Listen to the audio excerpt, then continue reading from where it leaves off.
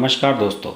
नामांकन की प्रक्रिया पूरी होने के साथ ही मध्य प्रदेश की 28 विधानसभा सीटों पर स्थिति बिल्कुल स्पष्ट हो चुकी है।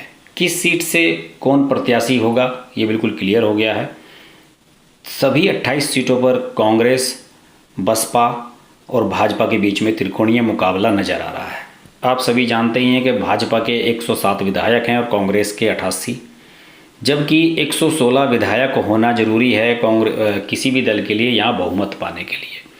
लेकिन चूंकि शिवराज सिंह चौहान दूसरे विधायकों के समर्थन से सरकार चला रहे हैं और कांग्रेस सरकार बनाने की स्थिति में नहीं है, कांग्रेस के विधायकों ने इस्तीफा देकर ज्योतिरादित्य के साथ भाजपा ज्वाइन कर रही थी, तो इस वजह से यहाँ पर उपचुनाव हो रहा है। ये सब बातें आप जानते ही हैं। और यहाँ 3 नवंबर को मतदान होगा, 10 को रिजल्ट आएगा।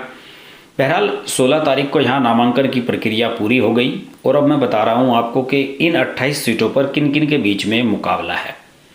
जौरा सीट पर पंकज उपाध्याय कांग्रेस के, सूबेदार सिंह राजोधा भाजपा के और सोने राम कुशवाहा बसपा के प्रत्याशी हैं।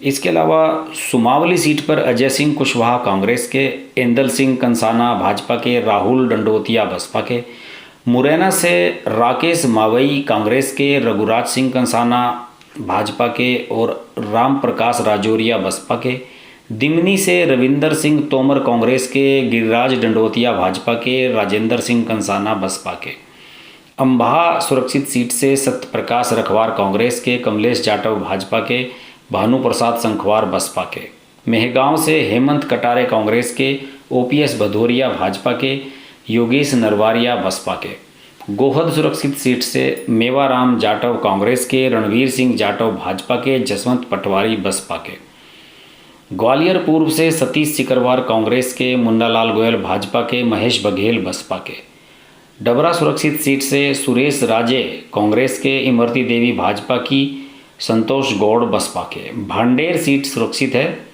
फूल सिंह बरैया कांग्रेस के, रक्षा संतराम सरोनिया भाजपा के, महेंद्र बोध बसपा के, करेरा सुरक्षित सीट प्रागीलाल जाटव कांग्रेस के, जसवंत जाटव छित्री भाजपा के, राजेंद्र जाटव बसपा के, पोहरी सीट हरिवल्लभ शुक्ला कांग्रेस के, सुरेश धाकड़ भाजपा के, कैलाश कुशवाहा बसपा के, बामोरी सीट कन्हैया लाल अग्रवाल कांग्रेस के, महेंद्र सिंह सिसोदिया भाजपा के, रमेश डाबर बसपा के, अशोकनगर सुरक्षित सीट आशा दोहरे कांग्रेस की, जजपाल सिंह जज्जी भाजपा के और सुश्री स्ट्रोम बिलिन भंडारी बसपा की, मुंगावली सीट कन्हैया लाल लोधी कांग्रेस के, ब्रजेंद्र सिंह यादव भाजपा के, वीरेंद्र शर्मा बसपा के, सुर्खी सीट पारुल साहू कांग्रेस की, गोविंद सिंह राजपूत भाजपा के, गोपाल प्रसाद अहिरवार बसपा के, मलहरा सीट रामसिया भारती कांग्रेस की, प्रद्युमन सिंह लोधी भाजपा के,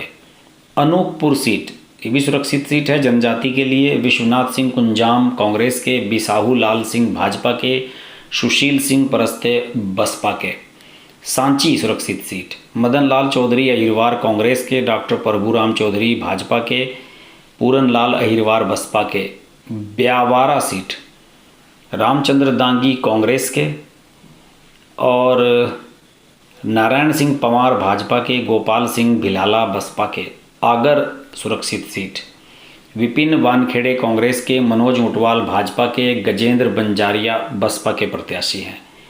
मानधाता सीट उत्तम राज नाज नारायण सिंह कांग्रेस के, नारायण पटेल भाजपा के, डॉक्टर जितेंद्र वासिंदे बसपा के, नेपा नगर सुरक्षित सीट रामकिशन पटेल कांग्रेस के, सुमित्रा देवी कासडेकर भाजपा की और भल सिंह पटेल बसपा के, बदनावर सीट कमल पटेल कांग्रेस के, राजवर्धन सिंह दत्तीगांव भाजपा के, ओम प्रकाश मालवीय बसपा के, सांवेर सुरक्षित सीट प्रेमचंद गुड्डू कांग्रेस के, तुलसीराम सिलावट भाजपा के, विक्रम सिंह गहलोत बसपा के, सुवासरा सीट राकेश पाटीदार कांग्रेस के, हरदीप सिंह दांग भाजपा के, शंकर लाल चौहान बसपा के। और ये स्थिति यह है कि यहाँ पर इन 28 सीटों पर जहाँ चुनाव हो रहा है, इन पर 14 मंत्री चुनाव लड़ रहे हैं। आपको पता ही होगा कि जो लोग कांग्रेस छोड़कर बीजेपी में आए थे ज्योतिरादित्य सिंधिया के साथ, सभी को बना दिया गया था मंत्री और ये तय हो गया था कि ये सभी भाजपा के टिकट पर लड़ेंगे। और जब जो इनमें से जीतेगा वो मंत्री बना रहेगा। यानी कि ज्योतिरादित्य सिंधिया पर भी ज़बरदस्त प्रेशर है कि वो अपने लोगों को चुनाव जिताएं, क्योंकि वो खुद केंद्रीय मंत्रिमंडल में शामिल होना चाहते हैं, राज्यसभा के सांसद बन चुके हैं। तो जो बीजेपी ने उन्हें दिया है, अब उनकी बारी है कि वो बीजेपी को भी कुछ दें। और जो 14 मंत्री मैदान में हैं वो हैं एदल सिंह कंसाना, सुरेश धाकड़, ब्रजेंद्र सिंह यादव, तुलसीराम सिलावट, गिरिराज रिंडोतिया, गोविंद सिंह राजपूत, ओपीएस भदौरिया, डॉक्टर प्रभुराम चौधरी, इमरती देवी, प्रद्युमन सिंह तोमर, राजवर्धन सिंह दत्तीगांव, महेंद्र सिंह सिसोदिया, हरदीप सिंह दांग और बिसाहू लाल सिंह, ये सब भाजपा के टिकट पर दावेदार हैं। और जैसे कि मैंने आपको शुरू में बताया कि यहाँ पर जो है मार्च में जो सरकार गिर गई थी कमलनाथ की, उसके बाद शिवराज सिंह चौहान की सरकार बनी थी और अब उसे सही मायनों में बहुमत हासिल करना है और कम से कम 9 सीटें उन्हें जीतनी होगी। फिलहाल आसार तो यही नज़र आ रहे हैं कि बीजेपी इनमें 20 से अधिक सीटें जीतने की पोजीशन में नज़र आ रही है। इसकी प्रमुख वजह है कि मायावती ने सभी सीटों पर प्रत्याशी उतार दिए हैं और कांग्रेस के दलित वोटों में मायावती बड़े लेवल पर सेंध लगा रही है। इसकी वजह से कांग्रेस की हार तय है। अब देखने वाली बात ये होगी कि मायावती, जो कि कांग्रेस से बुरी तरह परेशान है, क्योंकि कांग्रेस ने उसके विधायक राजस्थान में भी तोड़ लिए थे और यहाँ भी उनके विधायकों को लेकर स्थिति खराब रही है, तो कांग्रेस को टारगेट बनाने के लिए मायावती ने सभी 28 सीटों पर प्रत्याशी उतार दिए हैं। इसका लाभ निश्चित रूप से बीजेपी को होगा। बहरहाल अभी चुनाव कैंपेन शुरू हो गया है। ज्योतिरादित्य सिंधिया, शिवराज सिंह चौहान बीजेपी के लिए कैंपेन कर रहे हैं। कमलनाथ अपनी जान लड़ा रहे हैं। कमलनाथ चाहते हैं कि किसी भी तरीके से वो इतने वोट, इतनी सीटें ना जीत सकें बीजेपी कि वो अपनी सरकार का बहुमत साबित कर सकें। हालांकि कांग्रेस के पास 88 विधायक हैं और उन्हें बहुमत साबित करने के लिए 12 और 28 की 28 सीटें जीतने का लगभग टारगेट होगा। कम से कम 20 सीटें अगर वो जीते, 20-25, तो कुछ चांस बन सकते हैं। ये भी संभव है कि राष्ट्रपति शासन लगे अगर किसी का भी बहुमत नहीं हो पाता है, लेकिन इसके आसार बहुत कम नज़र आ रहे हैं।